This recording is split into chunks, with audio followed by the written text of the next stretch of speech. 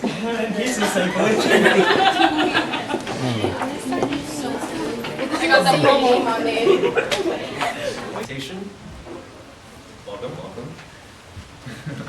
This is my second year in ISM and my first doing epidemiology. What did the longest war in history last?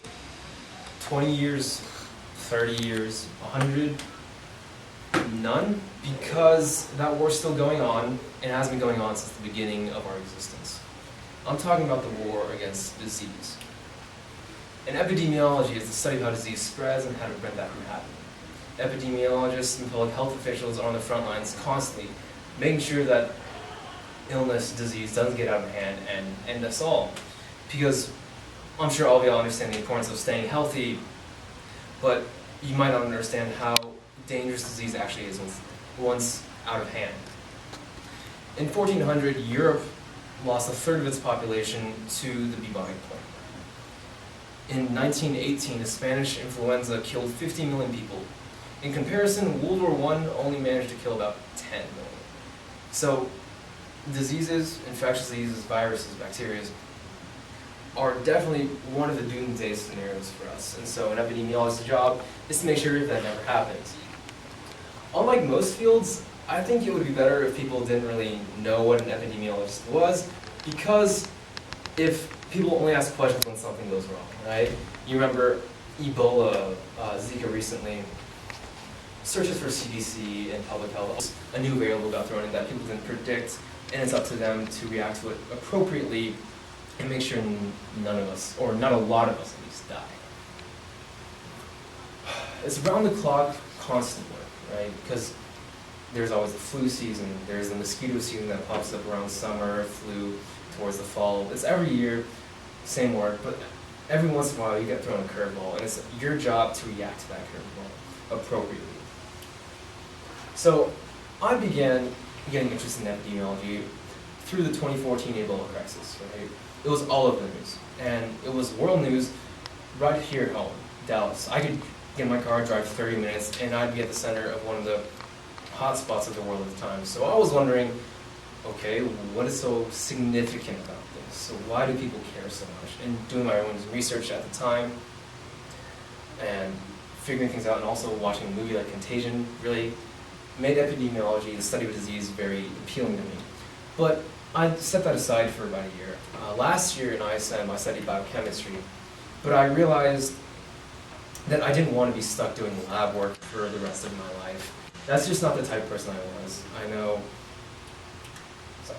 I know that's very appealing to some, very, very worthwhile for them, but it just wasn't for me.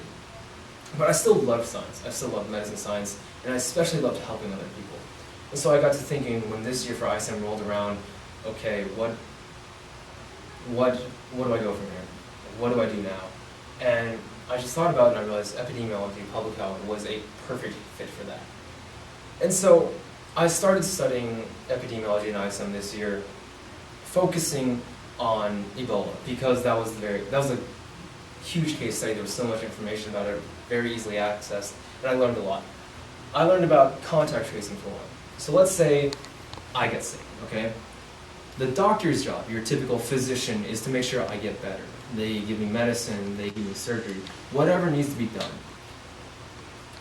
But for an epidemiologist, they're worrying about everyone else, the whole picture. You're sick, all right, sucks to be you, let's move on. I'm gonna ask you a question like, all right, where did you go?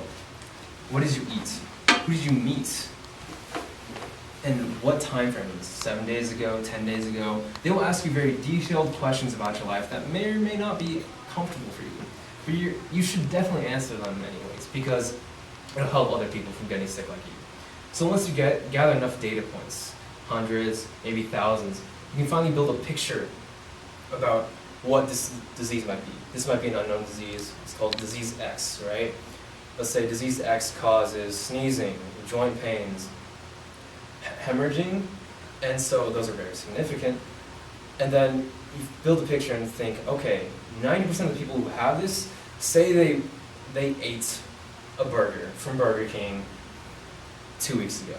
And so from there you can follow, let's go to Burger King, and from there go deeper and deeper and deeper, and finally find the root cause of what has been causing people to get sick like that. So you do that for every single outbreak, and what really appeals to me is that although the process is pretty consistent, very labor intensive, but there's always new variables stuck in. It's like math, right? You're given an equation to study, right? And you know how to do this equation, but every single math problem on the test might use that same equation, but there are different numbers thrown into it, and it's up to you to figure out the answer from those new variables.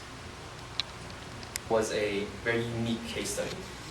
There has very rarely been a disease outbreak so significant, so eye-catching, so deadly in recent memory.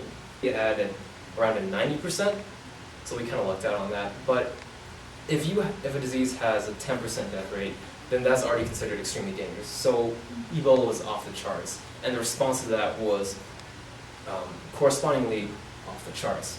So you can't really take this as an example of day-to-day epidemiology, public health work. Like, people aren't always going to be dressed in hazmat suits to go find a contact. So I just branch out. And so branching out, I learned that epidemiology isn't just relegated to infectious diseases, to bacteria. Of winter, December, it came around time for my original work.